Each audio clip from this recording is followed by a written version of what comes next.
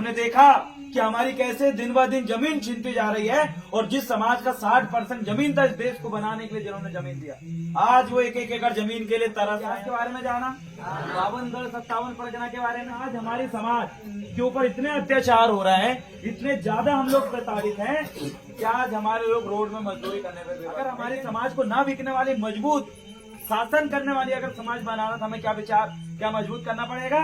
विचार को क्या मजबूत करना पड़ेगा? सभी साथियों को सेवा जोहार, उल गुलाम जिंदाबाद। दोस्तों, जो राष्ट्रीय क्रांति मोर्चा के राष्ट्रीय संस्थापक हैं देवरमन भलावी जी ने सहजपुरी जिले छिंदवाड़ा के अंदर जो सामाजिक जागरूकता काम कर रहे हैं वो बहुत ही लाजवाब है। और इस वीडियो में हम उनकी जो इस एफर्ट है जो सामाजिक जागरूकता कर रहे हैं, चाहे वो राजनीतिक क्षेत्र में हो, चाहे सामाजिक क्षेत्र में, चाहे आर्थिक क्षेत्र में हो, उनका काम नेक्स्ट लेवल है दोस्तों। और उन्होंने पारिक कुपारलिंगों ने किस तरीके से जो गोंडियन प्राकृतिक व्यवस्था है, कोई अपनेम की जो व्यवस्था है उसको रचना किया, उसके बारे में कहीं ना कहीं समाज के लोगों को जागरूक कर रहे हैं। और इस चीज़ को देकर के मुझे बहुत ही गर्व की अनुभूति हुई और मुझे लगा कि मैं इस विचारधारा को, इन जो प्रकृति से जुड़ी हुई इन व्यवस्थाओं को जो अपने स्तर पर प्रचार प्रसार कर सकता हूं, उसको मैंने प्रचार प्रसार करने का प्रयास किया है। तो आइए देखते हैं कि देवरमन भलावी जी जमीनी स्तर पर किस तरीके से दिन रात मेहनत कर रहे हैं। सजोर पहनता।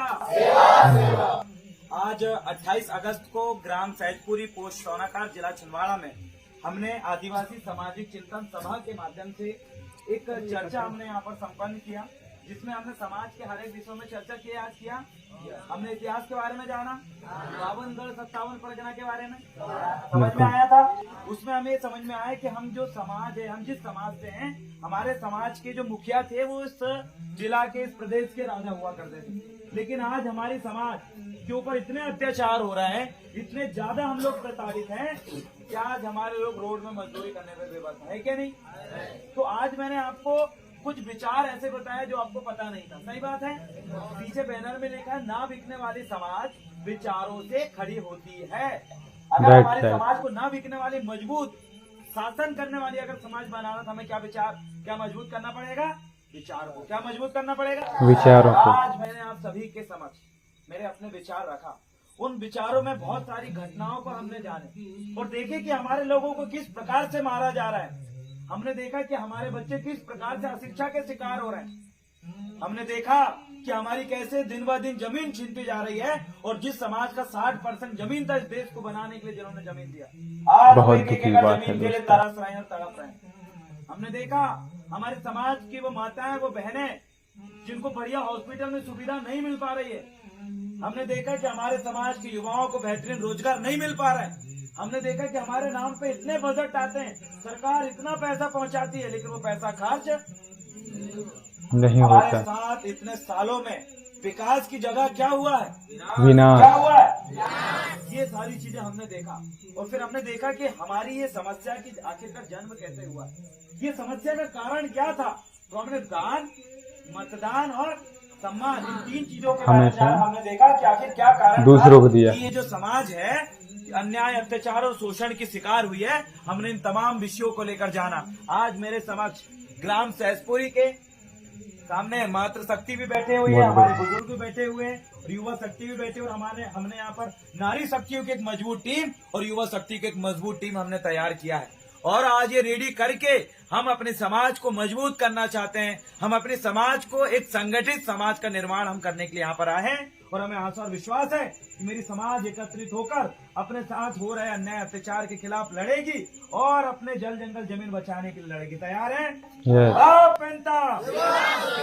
गोंडी भाषा की रक्षा कौन करेगा? गाँव की संस्कृति की रक्षा कौन करेगा? अपने घर में सतरंगी झंडा कौन कौन लहराएगा? आपको पता है ना हमारे गोत्र के व्यवस्थापक कौन है? जोर से बोलो, जोर से बोलो। कौन है? आज हमने अपने यहाँ पर छोटे छोटे बच्चों को भी हमने सिखाया, बताया हमने कौन है गोत्र व्यवस्थापक।